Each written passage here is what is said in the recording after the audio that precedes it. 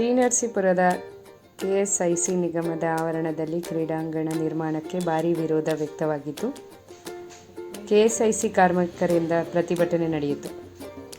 ಪ್ರತಿಭಟನೆ ಸ್ಥಳದಲ್ಲಿ ಮಾಜಿ ಸಚಿವ ಎನ್. ಮಹೇಶ್, ಕಬ್ಬು ಬೆಳೆಗಾರರ ಸಂಘದ ರಾಜ್ಯಾಧ್ಯಕ್ಷ ಕುರುಬೂರು ಶಾಂತಕುಮಾರ್ ಆಗಮಿಸಿ ಪ್ರತಿಭಟನೆ ಸಾಥ್ ನೀಡಿ ಕಾರ್ಮಿಕರ ಜೊತೆ ನಾವಿದ್ದೇವೆ ಎಂದು ಧೈರ್ಯ ತುಂಬಿದರು.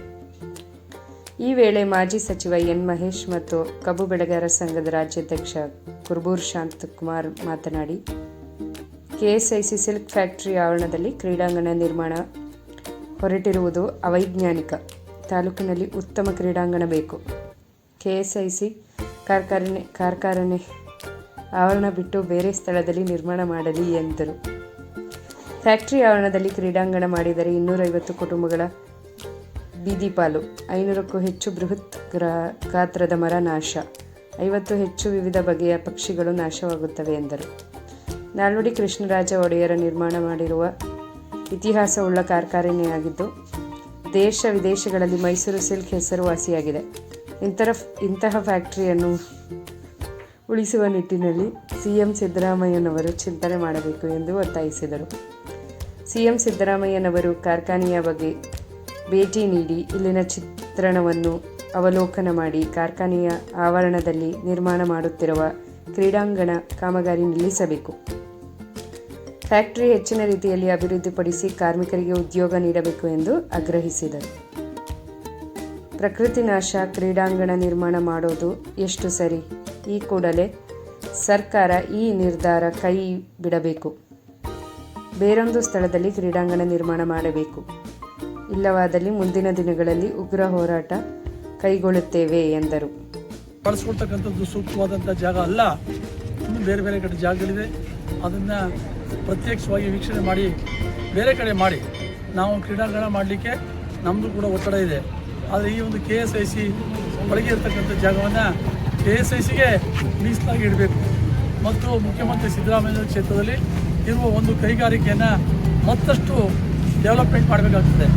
ಯಾಕೆಂದರೆ ಮೊನ್ನೆ ಬಜೆಟಲ್ಲಿ ಮೀಟಿಂಗಲ್ಲಿ ಕೇಳಿದ್ದಾರೆ ಇನ್ನೊಂದು ಕೈಗಾರಿಕೆ ಮಾಡಿ ಅಂಥ ಒಂದು ಕೈಗಾರಿಕೆಯನ್ನು ನರಸೀಪುರದಲ್ಲೇ ಮಾಡಿದ್ರೆ, ಈ ಜಾಗದಲ್ಲೇ ಮಾಡಿದ್ರೆ ಇನ್ನೂ ಕೂಡ 100 ಜನರಿಗೆ ಯುವಕರಿಗೆ ಕೆಲಸ ಕೊಡ್ಬೋದು, ಹೆಣ್ಮಕ್ಳಿಗೆ ಕೆಲಸ ಕೊಡ್ಬೋದು, ಇವ್ರಿಗೆ ಚಿರಸ್ಥಾಯಿಯಾದ ಹೆಸರು ಉಳಿತದೆ.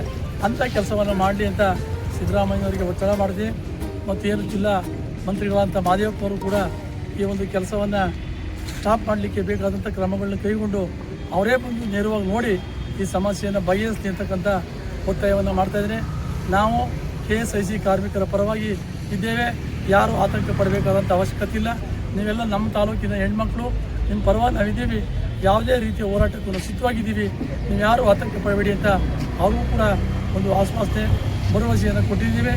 ನಾಳೆ ಅನಿವಾರ್ಯ ಆದರೆ ನಾಳೆ ಜಿಲ್ಲಾ ಮಂತ್ರಿಗಳು, ಜಿಲ್ಲಾಧಿಕಾರಿಗಳು ಸಂಬಂಧಪಟ್ಟಂಥವ್ರನ್ನ ಒಂದು ನಿಯೋಗದೊಂದಿಗೆ ಭೇಟಿ ಮಾಡಿ ತಕ್ಷಣವೇ ಈ ಒಂದು ಕಾರ್ಯದ ಬಗ್ಗೆ ಏನು ತಡೆ ಹಾಕಿಬಿಟ್ಟು ಮತ್ತು ಬೇರೆ ಜಾಗ ಹುಡುಕಬೇಕು ಅನ್ನುವಂಥ ಒತ್ತಾಯವನ್ನು ತರಲಿಕ್ಕೆ ತೀರ್ಮಾನವನ್ನು ಮಾಡಿದ್ದೇವೆ ಅನ್ನುವಂಥ ವಿಚಾರವನ್ನು ಹೇಳಲಿಕ್ಕೆ ನಾನು ಬಯಸ್ತೇನೆ.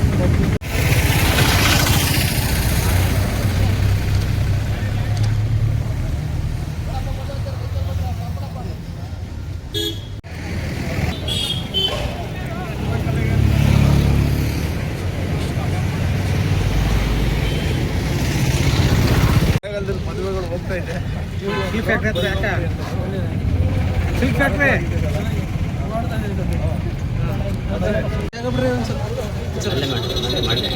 ಮಂಡ್ಯ ಇಲ್ಲಿಗೆ ಬಾ.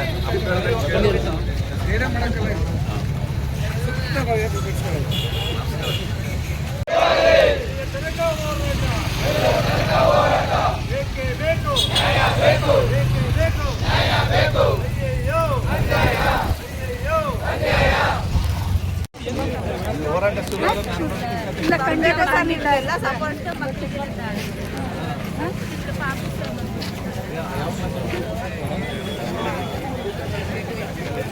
ಒಳ್ಳೆ ಯೂಸ್ ಮಾಡಬೇಕು.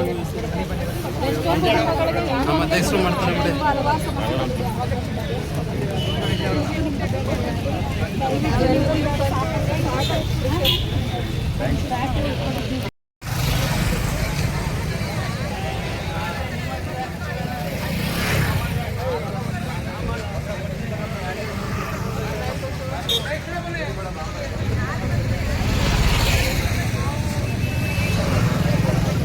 ಮಂಜುಣ್ಣ ಏನು ಮಾಡ್ತಾವೆ ಅಲ್ವಾ?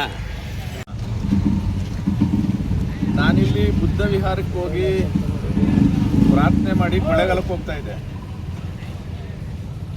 ಸೊ ನಮ್ಮ ಟಿ ನರಸೀಪುರದಲ್ಲಿರ್ತಕ್ಕಂಥ ಸಿಲ್ಕ್ ಫ್ಲೆಚರಲ್ಲಿ ಕೆಲಸ ಮಾಡ್ತಕ್ಕಂಥ ಕಾರ್ಮಿಕರು ನೀವು ಬಂದು ಒಂದು ಸ್ವಲ್ಪ ಇಲ್ಲಿ ವಿಸಿಟ್ ಮಾಡಿ, ಇಲ್ಲೊಂದು ಸಮಸ್ಯೆ ಇದೆ ಅಂತ ಹೇಳಿದ್ರು.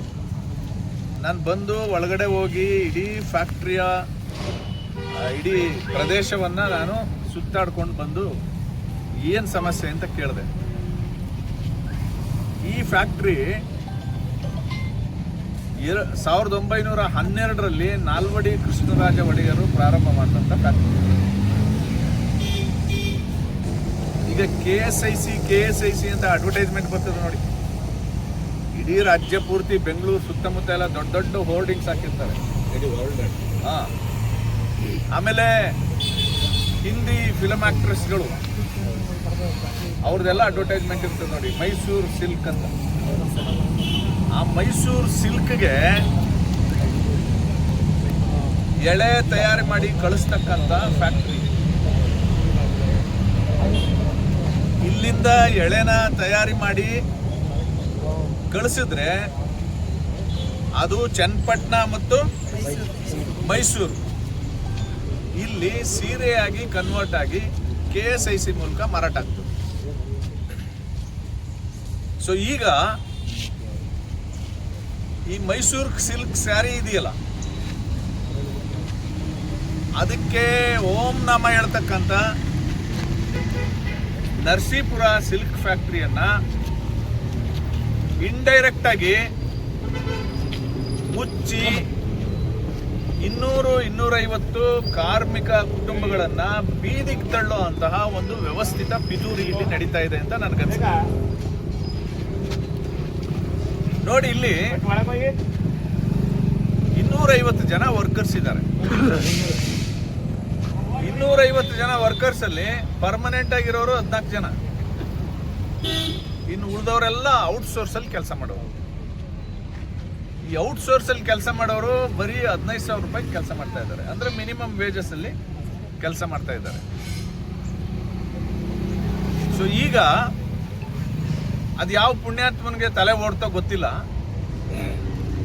ಇದು ವರುಣಾ ವಿಧಾನಸಭಾ ಕ್ಷೇತ್ರ. ನನಗನ್ಸುತ್ತೆ ಇದು ಸಿದ್ದರಾಮಯ್ಯನವ್ರ ತಲೆ ಒಳಗಡೆಯಿಂದ ಬಂದಿದೆ ಅಂತ ಅನ್ಸಲ್ಲ ನನಗೆ. ಯಾರು ತಲೆ ಓಡಿಸಿದಾರೋ ಗೊತ್ತಿಲ್ಲ. ಇಲ್ಲಿ ಕ್ರೀಡಾಂಗಣ ಮಾಡ್ತಾರಂತೆ.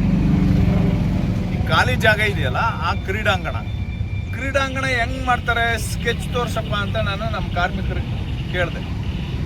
ಆ ಸ್ಕೆಚಲ್ಲಿ ಕ್ರೀಡಾಂಗಣಕ್ಕೆ 5 ಎಕರೆ ಜಮೀನು ಅಕ್ವೈರ್ ಮಾಡ್ಕೊಂಡಿದಾರಲ್ಲ, ಆ ಅಕ್ವೈರ್ ಮಾಡ್ಕೊಂಡಿರ್ತಕ್ಕಂಥ ಜಮೀನು ಹೆಂಗಿದೆ ಅಂದ್ರೆ ಎಲ್ ಶೇಪಲ್ಲಿ ಇದೆ. ನನಗೆ ಪರಿಚಯ ಇರ್ತಕ್ಕಂಥ ಯೂತ್ ಸರ್ವಿಸ್ ಆಫೀಸರ್ ಜೊತೆ ಫೋನಲ್ಲಿ ಮಾತಾಡಿದೆ. ನಿಮಗೆ ಕ್ರೀಡಾಂಗಣ ಮಾಡಬೇಕು ಅಂತಂದ್ರೆ ಭೂಮಿ ಯಾವ ಶೇಪಲ್ಲಿ ಇರಬೇಕು ಅಂತ. ಅವ್ರು ಹೇಳ್ತಾರೆ ಅದು ಸ್ಕ್ವೇರ್ ಇರಬೇಕು, ಇಲ್ಲ ಅಂದ್ರೆ ಸರ್ಕಲ್ ಟೈಪಲ್ಲಿ ಇರಬೇಕು. ಇದು ಎಲ್ ಶೇಪಲ್ಲಿ ಇದೆ. ಎಲ್ ಶೇಪಲ್ಲಿ ಇರ್ತಕ್ಕಂಥ ಜಾಗದಲ್ಲಿ ಕ್ರೀಡಾಂಗಣವನ್ನ ಹೆಂಗ್ ಮಾಡ್ತಾರೆ? ಇದು 1ನೇ ಪ್ರಶ್ನೆ. 2ನೇ ಪ್ರಶ್ನೆ, ಕ್ರೀಡಾಂಗಣ ಬನ್ನಿ ಸರ್, ಕ್ರೀಡಾಂಗಣ ಅವ್ರು ಹೆಂಗಾದ್ರೂ ಮಾಡ್ಕೊಳ್ಳಿ, ಅದು ಸರ್ಕಾರಕ್ಕೆ ಬಿಟ್ಟಿದ್ದು. ಆದ್ರೆ ಇಡೀ ಕರ್ನಾಟಕ ಸಿಲ್ಕ್ ಇಂಡಸ್ಟ್ರೀಸ್ ಕಾರ್ಪೊರೇಷನ್ಗೆ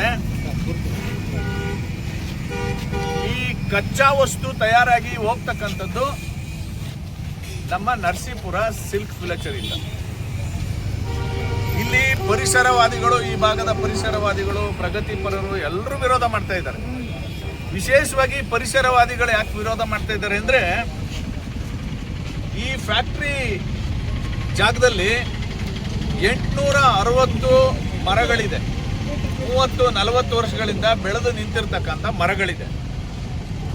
ಈ 5 ಎಕರೆ ಜಮೀನು ಇದೆಯಲ್ಲ, ಇವ್ರೇನು ಅಕ್ವೈರ್ ಮಾಡ್ಕೊಂಡಿದ್ದಾರೆ 5 ಎಕರೆ ಜಮೀನು, ಆ ಜಮೀನಲ್ಲಿ 552 ಮರಗಳಿದೆ. ಈ ಮರಗಳು ಫ್ಯಾಕ್ಟ್ರಿನಲ್ಲಿ ಕೆಲಸ ಮಾಡೋರಿಗೆ ನೆರಳು ಕೊಡುತ್ತೆ. ನಮ್ಗೆ ಯಾರಿಗೂ ಅರ್ಥ ಆಗದೆ ಇರೋ ಒಂದಷ್ಟು ಜೀವಿಗಳಿಗೆ ನೆರಳು ಕೊಡ್ತಾ ಇದೆ. ಪರಿಸರವಾದಿಗಳು ಹೇಳೋ ಪ್ರಕಾರ ಇಲ್ಲಿ 38 ಜಾತಿಯ ಪಕ್ಷಿಗಳು ವಾಸ ಮಾಡ್ತವೆ. ದೇಶ ವಿದೇಶಗಳಿಂದ ಬಂದಿರತಕ್ಕಂಥ 38 ಜಾತಿಯ ಪಕ್ಷಿಗಳು ಇಲ್ಲಿ ವಾಸ ಮಾಡ್ತವೆ. ಮತ್ತೆ 15ರಿಂದ 20 ರೀತಿಯ ಚಿಟ್ಟೆಗಳು ವಾಸ ಮಾಡ್ತವೆ. ಚಿಟ್ಟೆಗಳು ಕಣ್ಣಿಗೆ ಕಾಣಿಸ್ತವೆ, ಪಕ್ಷಿಗಳು ಕಣ್ಣಿಗೆ ಕಾಣಿಸ್ತವೆ. ಕಣ್ಣಿಗೆ ಕಾಣಿಸ್ತೇ ಇರತಕ್ಕಂಥ ಜೀವಿಗಳು, ಲಕ್ಷಾಂತರ ಜೀವಿಗಳು ಇಲ್ಲಿ ಆಶ್ರಯ ಪಡ್ಕೊಂಡಿದೆ. ಸೊ ಇಂತಹ ಒಂದು ಜಾಗದಲ್ಲಿ ಕ್ರೀಡಾಂಗಣ ಮಾಡ್ತಕ್ಕಂಥದ್ದು ಯಾವ ರೀತಿನೂ ವಯಬಲ್ ಅಲ್ಲ. ಕ್ರೀಡಾಂಗಣ ಮಾಡೋದಾದ್ರೆ ಇದು ವರುಣಾ ವಿಧಾನಸಭಾ ಕ್ಷೇತ್ರ. ವರುಣಾ ವಿಧಾನಸಭಾ ಕ್ಷೇತ್ರದಲ್ಲೇ ಕ್ರೀಡಾಂಗಣ ಮಾಡಬೇಕು ಅಂತಂದ್ರೆ ವರುಣಾ ಕೇಂದ್ರದಲ್ಲಿ ಬೇಕಾದಷ್ಟು ಜಾಗ ಇದೆ, ಅಲ್ಲಿ ಮಾಡಲಿ. ಸನ್ಮಾನ್ಯ ಸಿದ್ದರಾಮಯ್ಯನವರು, ಮಾನ್ಯ ಮುಖ್ಯಮಂತ್ರಿಗಳು ಅಲ್ಲಿ ಮಾಡಲಿ. ಅಥವಾ ಮೈಸೂರು ಜಿಲ್ಲಾ ಉಸ್ತುವಾರಿ ಸಚಿವರು ಡಾಕ್ಟರ್ ಎಚ್ ಸಿ ಮಹದೇವಪ್ಪನವರು ಇದ್ರ ಬಿಟ್ಟು ಆಲ್ಟರ್ನೇಟಿವ್ ಜಾಗ ಹುಡುಕ್ಲಿ. ತಾಲೂಕು ಕ್ರೀಡಾಂಗಣ ಮಾಡಲಿಕ್ಕೆ ಆಲ್ಟರ್ನೇಟಿವ್ ಜಾಗ ಹುಡುಕ್ಲಿಕ್ಕಂದ್ರಿ. ಮೈಸೂರು ಮಹಾರಾಜರ ಕಾಲದಲ್ಲಿ ಪ್ರಾರಂಭ ಆಗಿರ್ತಕ್ಕಂಥ ಈ ಫ್ಯಾಕ್ಟರಿಯನ್ನ ಉಳಿಸ್ಕೊಂಡು ಆಧುನೀಕರಿಸಿ ಇನ್ನೂ ಹೆಚ್ಚು ಉತ್ಪಾದನೆ ಮಾಡುವಂಥ ಕೆಲಸಕ್ಕೆ ಇಳಿಬೇಕು.